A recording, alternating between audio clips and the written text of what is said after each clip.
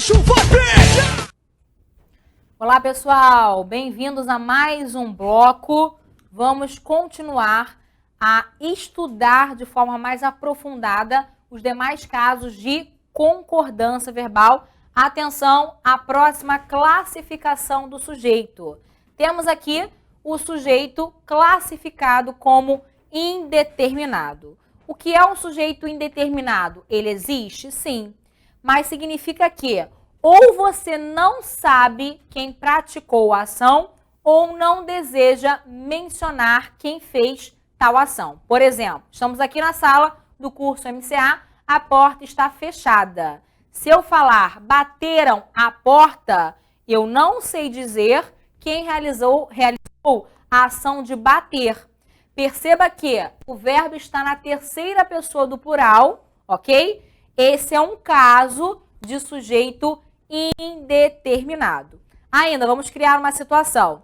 Eu, Fernanda, David e Rafael, nós estamos aqui na sala de aula. Vamos imaginar que o Rafael seja uma pessoa um tanto fofoqueira, né? Gosta de intriga, certo? E o David é gente boa. E eu vou tentar apaziguar esse clima. Vou chegar para o David e falar assim, David, falaram mal de você. Eu sei quem falou, foi o Rafael, dono da fofoca. Mas eu não quero mencionar para o David quem falou mal dele.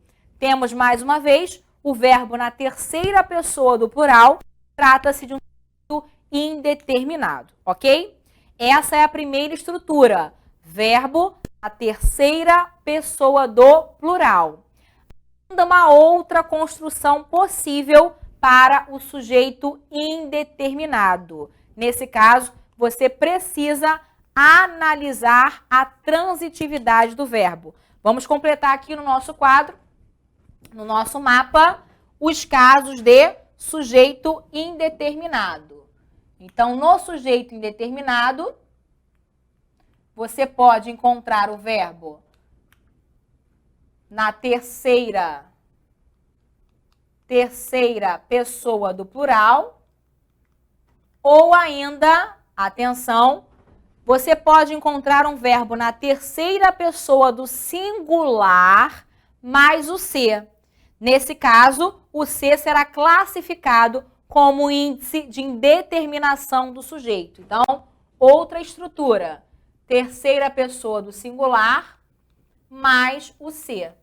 Esse ser é índice de indeterminação do sujeito. Isso é possível quando? Quando você encontrar um verbo de ligação, um verbo intransitivo ou um verbo transitivo indireto. Ok? Verbo de ligação, verbo intransitivo, verbo transitivo indireto seguido do ser, você vai dizer que o sujeito é indeterminado. A concordância do verbo, nesse caso, ela vai acontecer na terceira pessoa do singular. Vejamos exemplos no slide. Primeiro caso, precisa-se de tudo nesta sociedade.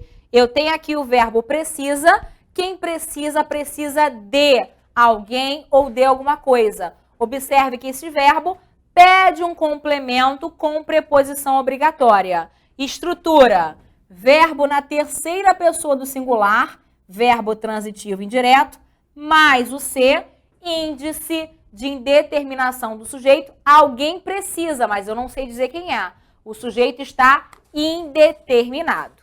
Segundo exemplo, era-se jovem na década de 90. Eu tenho o verbo de ligação mais o ser. Estrutura para o sujeito indeterminado, ok? Por último, bebe-se muito durante a pandemia. Beber, né? Nesse caso, o verbo beber não pede um complemento. Muito significa, né, dar uma ideia de intensidade durante a pandemia ou, né, em que momento se bebe. Nesse caso, o verbo é intransitivo, seguido do ser. Esse ser será índice de indeterminação do sujeito. Então, qual é a concordância? Verbo intransitivo, verbo de ligação, verbo transitivo indireto, seguido do ser, eu tenho o índice de indeterminação do sujeito, o sujeito é indeterminado, os verbos ficarão obrigatoriamente na terceira pessoa do singular, ok? Há ainda as chamadas orações sem sujeito, galera, né? O próprio nome já diz. Oração sem sujeito significa que não há um elemento exercendo a função sintática de sujeito, não existe, ok? Nesse caso, toda oração sem sujeito apresenta os chamados verbos impessoais. Completando aqui o nosso quadro, atenção, oração sem sujeito. Na oração sem sujeito, zero o quê? Zero sujeito, ele não existe.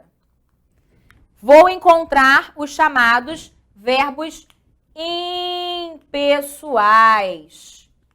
In significa ausência, pessoal, pessoa. Então, o verbo impessoal é aquele que não apresenta a pessoa, não apresenta o sujeito, ok?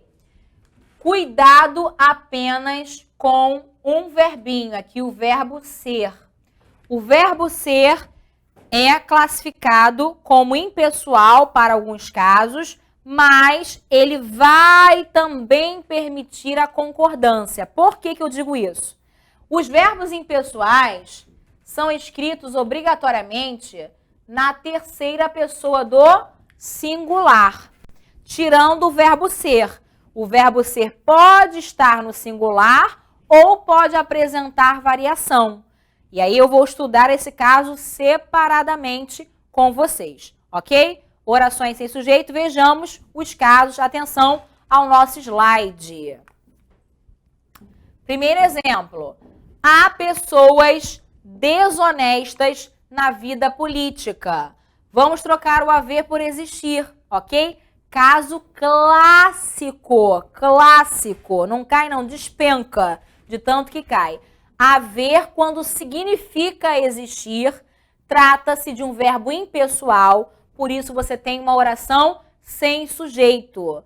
A escrita desse verbo será obrigatória na terceira pessoa do singular, ok? Então aqui, ó, há pessoas desonestas na vida política, eu vou dizer, existem pessoas desonestas na vida política, ok?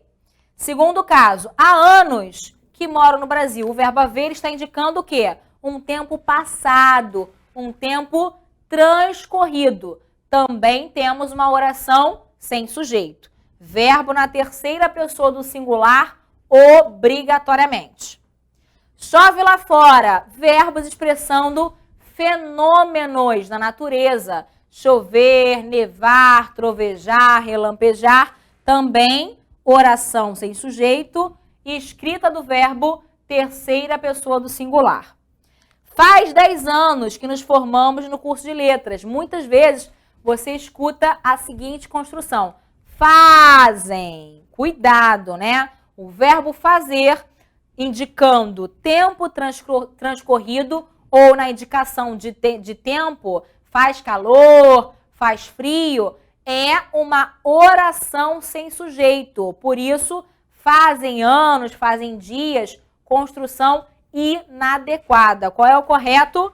Faz 10 anos que nos formamos no curso de letras, né? Verbo fazer na terceira pessoa do singular, obrigatoriamente. Verbo ser, caso à parte, vamos deixar aí separado para estudar depois. Bom, galera, vamos à última classificação do sujeito. Você pode encontrar ainda um sujeito em formato de oração, é o chamado sujeito oracional, ok?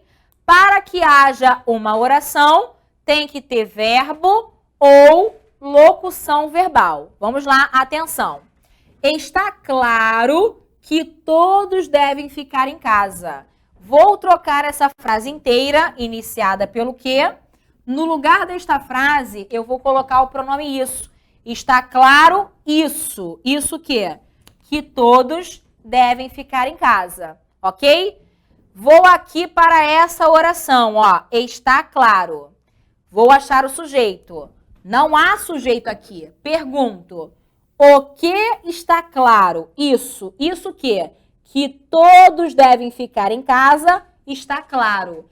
Isso está claro. Observe que essa oração apresenta aqui uma locução verbal, é o sujeito da forma verbal está. Como existe uma locução verbal, temos o sujeito oracional, galera. E aí, atenção ao detalhe.